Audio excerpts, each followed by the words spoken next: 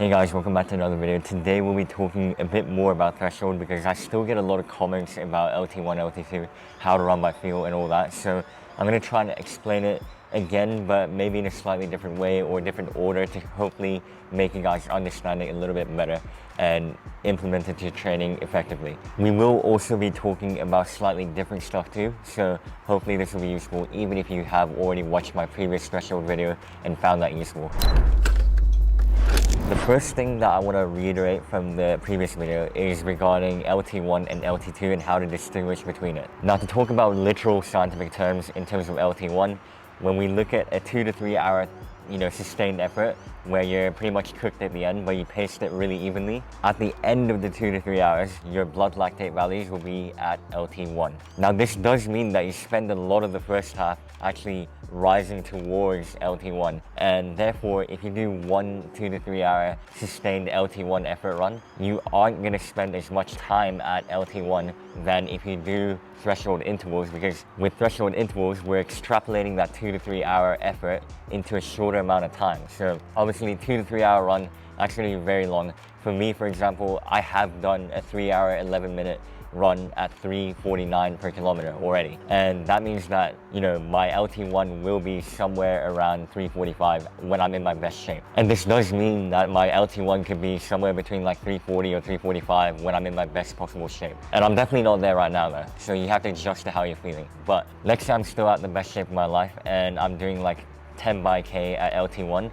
Obviously a kilometer rep is shorter than a 2 to 3 hour run. If we're running at that 2 to 3 hour pace for only 1 kilometer, we're going to be nowhere near LT1 at the end of the rep or even at the end of the workout, because we're only doing 10 by K. Because remember, in LT1 I've covered like 50 kilometers in 3 hours and 11 minutes. So only doing 10 by K means actually running a bit quicker than LT1 true pace. And that's why I talk about how threshold is not to do with pace and it's to do with blood lactate values. But if you don't have a lactate meter, then your best bet is to go by feel and to go by understanding the concept. So I know that my true LT1 pace for 2 to 3 hours is roughly going to be 3:40, 3:45 per kilometer, and therefore I'm going to need to run a bit quicker in my 10 by 1K workouts in order to actually hit LT1 and spend a lot of time at LT1, because otherwise we're going to spend a lot of time building up towards LT1 but not spending time at LT1.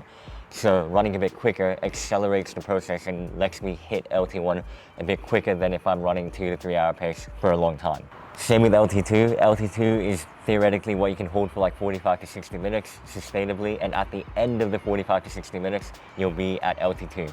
LT2 is right before your blood lactate spikes exponentially, and obviously until then, it's going to rise pretty gradually. Same with LT1. And because LT2 workouts are typically stuff like 16 by 400, maybe even 20 by 400, 25 by 400 if you're a bit more advanced, but it could be like 3-minute reps, 2-minute reps, 4-minute reps, whatever. But we know that we're not really going to be running for 45 minutes. We're running shorter reps, and the overall workout might be shorter than 45 to 60 minutes as well.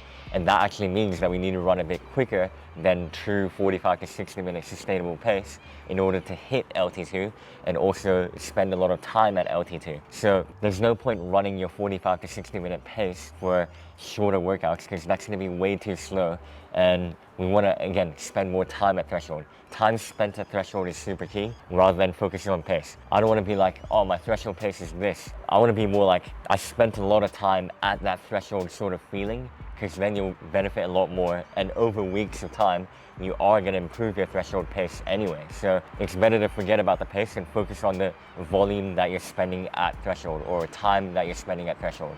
So that is why we run a bit quicker than true threshold pace when we are running threshold workouts. Obviously, if you're running a 30-minute tempo at LT1, again, 30 minutes is not 2 to 3 hours, so you're still going to be running a bit quicker than true LT1 pace. But because it's a 30-minute tempo and not an interval where you do get to like lower your blood lactate a little between the interval reps, it does mean that you need to pace a bit better and be more sensible and actually stay true to how you're feeling.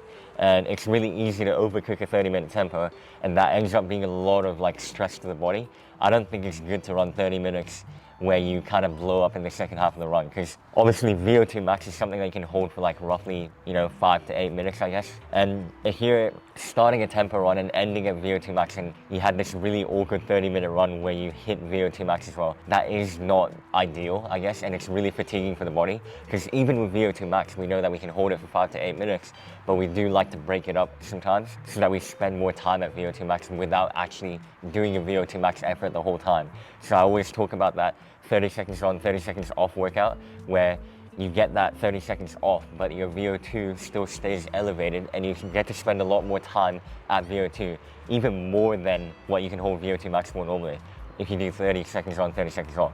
Because you could probably do like 24 minutes worth of 30 seconds on, 30 seconds off, and VO2 max you can usually only hold for 5 to 8 minutes. So you get a lot of time spent at VO2 max when you do workouts properly. It is a bit different with threshold though. You do spend most workouts doing less than 45 to 60 minutes for LT2 workouts and less than 2 to 3 hours for LT1 workouts, obviously. But now let's talk a little bit about physiological markers. So let's compare a beginner runner to an advanced runner. When we look at a beginner, our paces and ranges and physiological markers aren't really established yet. When we're talking about recovery pace, the step up to easy run pace is only like 10 to 15 seconds per kilometer probably. The step up from easy run to LT1 is probably another 10 to 15 seconds per kilometer.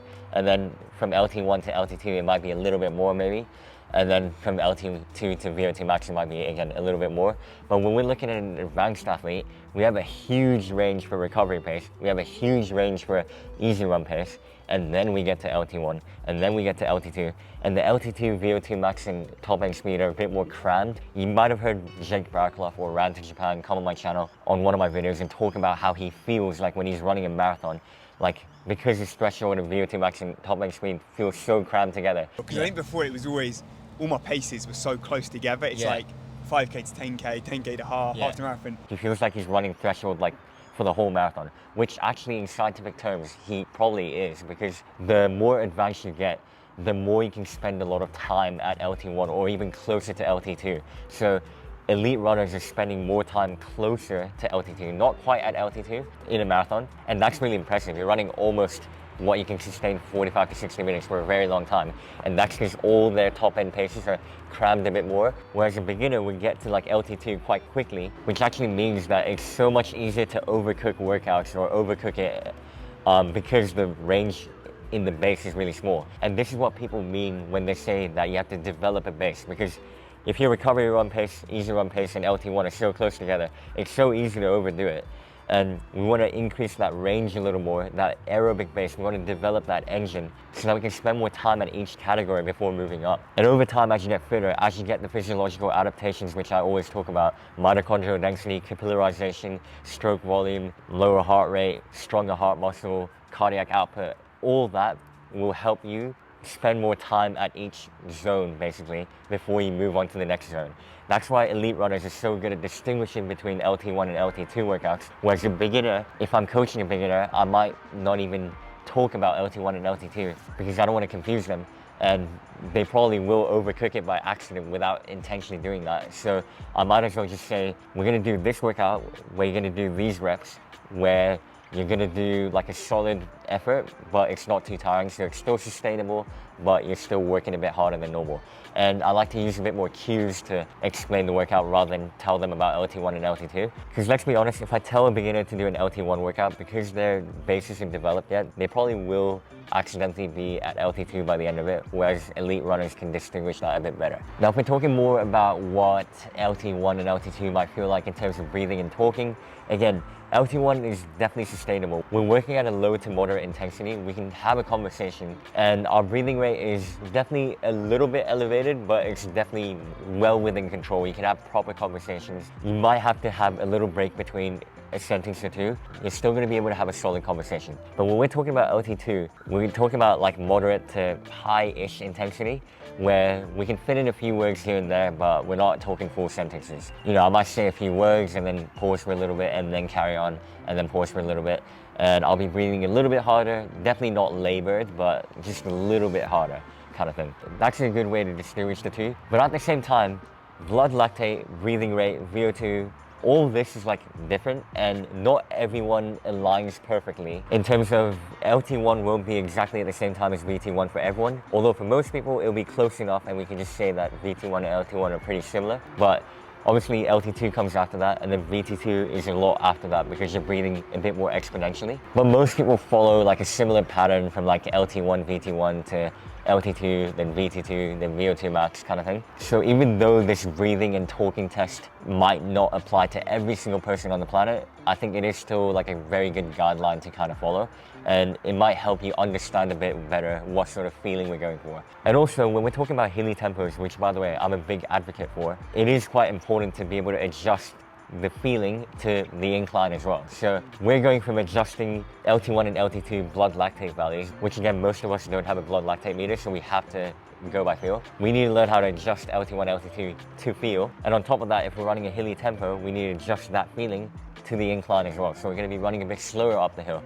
We might be running the same pace on the flats and maybe a tiny bit quicker, or the same pace on the downhill as well. So you just need to develop a bit more of that pacing IQ and also being sensible and true and staying within your abilities in order to get the most out of every session. Because LT1, you're building that, base, you're getting that mitochondrial density.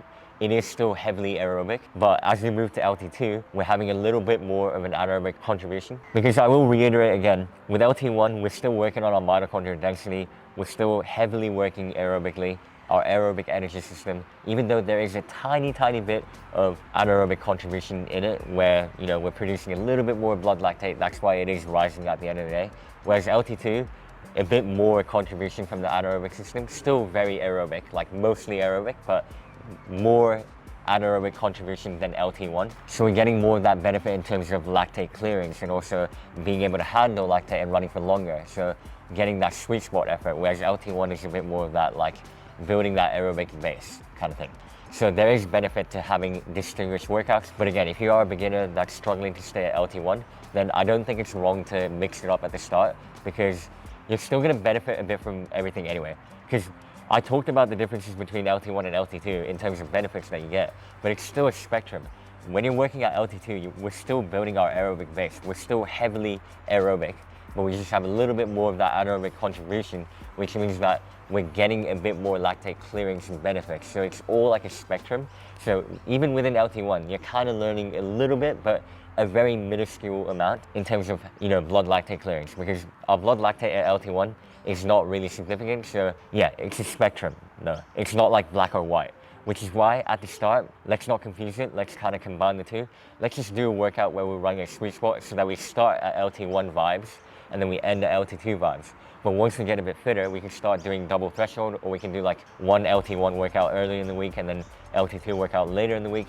When we have that distinction, one of them is a little bit easier, longer reps, the other one's a little bit harder, shorter reps, and therefore we get that variety. But at the same time, even if you're a beginner where you're mixing the LT1 and LT2, you're still getting that variety as long as you're starting a bit more sensible and then ending a bit of a harder effort. But the main thing is to make sure that your legs aren't going too jelly or at all, because that means that there is a lot of accumulation of lactic acid or hydrogen ions in the leg.